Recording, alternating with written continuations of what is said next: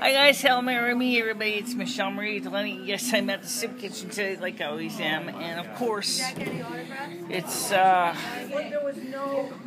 Monday morning, it's the 29th, it's the day after the blood moon, and we're still all here. Anyways, let me just wanted to talk about the blood moon. I tried to go watch it last night briefly, went outside, of course, I didn't see it in the sky, but then again, it was overcast. We had nighttime clouds last night, so unfortunately the moon finally came out of its eclipse. I got a chance to see where it was, and it was occluded by clouds for the most part, so I didn't get a chance to see it, but anyway, I want to talk about something else here. The concrete guy today is, yes, he is indeed there, and yes, he is putting in the pilings for the porch, and so hopefully once he gets that done, we'll be fine. I just checked the weather for the remainder of the week. Temperatures are good, but it's gonna rain on Wednesday, 100% chance, which means it's definitely gonna rain. It's also is gonna be 80% chance of rain on Tuesday. So what that means is it could really put a big fly in the ointment for the most part. But you know, Mother God has always been on my side, and has always been there advocating for me and Lemmy. So are we going to be screwed? Probably not. I hope that I asked, of course, like I said yesterday in my Vcast, I want to go home. I hope that you did pray to your God and Goddess at your Parthenon and ask that I can go home back to my apartment, because I really would like to. I have been here now at the house, as I said last night, for 3 seasons, and I really do miss my bed and stuff. So I'm not going to rehash last night. Recast, you can watch that and find out what I got to say. But for now, let's say is that at least Josh, his crew, the concrete guy, are of course diligently working to try to resolve and finish what they can, and I'm happy to see that. So as soon as that's done, we'll be able to get our lives back together. Now, I also had a chance to take a look at a few other things too, because the concrete guy also is using his bobcat to clean up where he's going to pour the concrete slab. And how he's going to do it, when he's going to do, what's his schedule, what's his plans, I don't know. Okay? I saw at least he had 2 tubes underneath the stairs, which I already figured out what that was going to do. And then he's going to probably be, given the amount of area that he's dug up around the porch, he's probably going to pour a large amount of concrete in there to make the pad. So it's going to be a concrete pad, but it's going to have the 2 concrete forms sticking out of the ground. I never quite understand that design, but that's not for me to just ask questions. It's just for me to look and say, just to report and observe what I see. And obviously, if I do not understand, I can ask questions. Josh will answer them to the best of his ability. And we have, of course, been happy to say that we do know that much, that the porch indeed is getting done. Yes, I have my corset on today.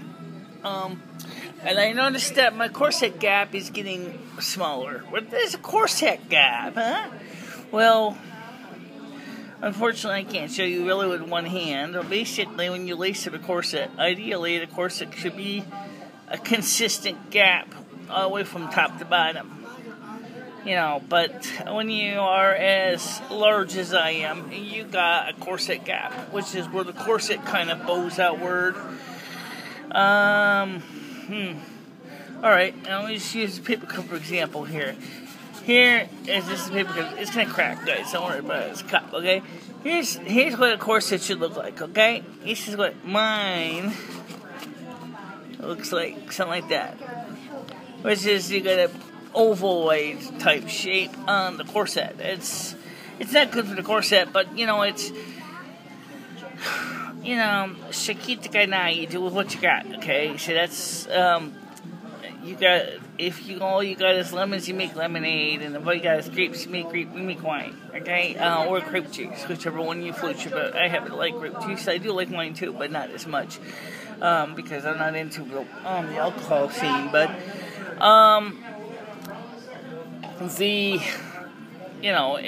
things are getting done, and so, of course, Ask Us Anything, unless something major happens, is going to be at the house again on Friday night at 8 p.m. And, of course, I invite everybody to participate, at least to show up in our virtual auditorium. You can invite your friends and friends and friends and their friends and their friends and their friends and their friends and their friends.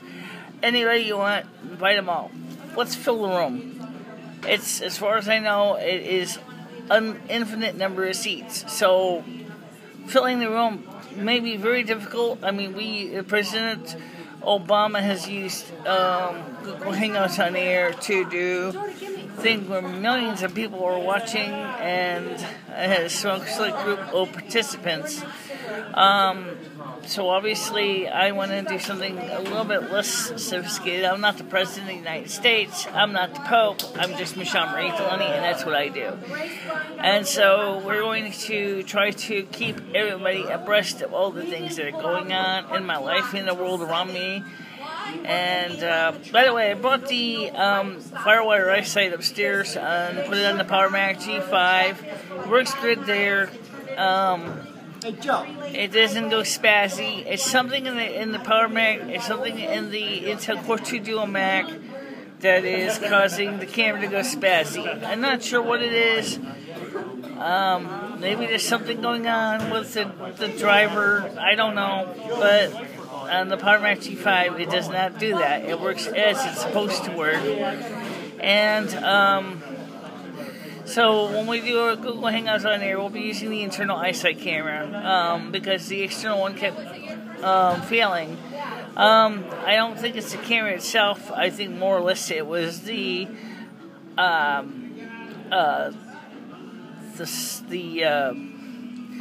Intel Core 2 Dual Mac that was causing the problems. So we really can't tell you specifically what it is because I don't know what it is. The eye report is brought to you by nobody in particular, and without the glasses, it's pretty much the same as it always is. For the right eye, the left eye is, of course, good. And my weight, I don't have a scale, so I can't give you numbers on a scale because I don't have one. But like I said, my corset gap is getting smaller, and that's a good sign. That the waist training is doing what it's supposed to do. Even when I take my corset off, I see that I'm starting to see reduction as well. When I look at the corset, my waist, when I take it off the corset for nighttime when I go to bed, I don't sleep with it because I could, I guess, but it's just a little bit difficult to do it, and I'd rather not put my corset under that kind of stress because I already explained when you're sleeping, your digestive system's in full swing, and it's a chemical process, and it makes, you get kind of a lot of gas and bloat, and your body needs to expand to deal with all the chemical processes of digesting food. So you don't really want to sleep with a corset unless you loosen it up significantly. But if you do that, what the heck's the point of having a corset anyway? It's not going to really do anything. It's just, well, maybe. And some people say it does. I don't know. I'm not going to go there. I don't think it's practical. Taking naps in a corset, yeah, I've done that. The course, it's a tool. Dory says, I would never wear a corset. She said, how can you wear that horrible thing? I said, I like it. I like my corset. That's the truth. I do like my corset very much. Thank you. I plan to get a few more in the future. This is the first corset I had since almost 160 years, honey. Actually, about 140 a year, I think. Yeah, is it? Yeah. Okay. 140 approximately years I've had my corset. Since I had a corset. So that's a long time ago. And I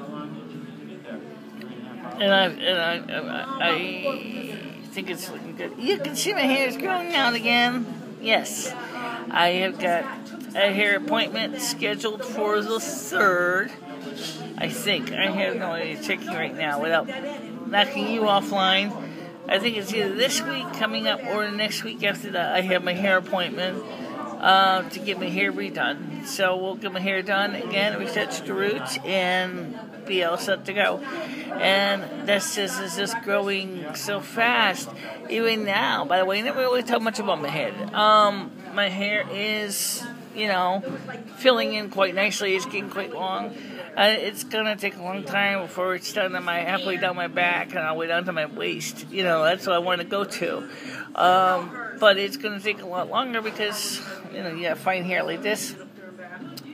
It's very easy to snap, and when it does, of course, it means you're gonna have a frazzly mess of broken pieces. So, I gotta make sure you treat my hair with kids' gloves because otherwise it's not gonna stand up to any kind of significant abuse. So my hair is doing better now, but it's it's got a long ways to go before it's down to my waist. But I'm gonna keep working on it, and it's gonna take a while. I noticed looking throughout the videos, which kind of acts in some ways an anthology of my life in the last, since 2011. I noticed that my looks have changed a lot over those time periods. They definitely have spiritually improved, and I've also have physically improved as well. I'm definitely prettier now than I was then, but I think that there's a lot of reasons why that is. First of all, the fact is that I'm working to make myself more appealing, and I'm working to make myself more professionally attractive for camera. And that was important because I know you're looking at the masthead on my page. You see, they ask me anything. I look like I'm a grump. Sorry, I really should redo that take.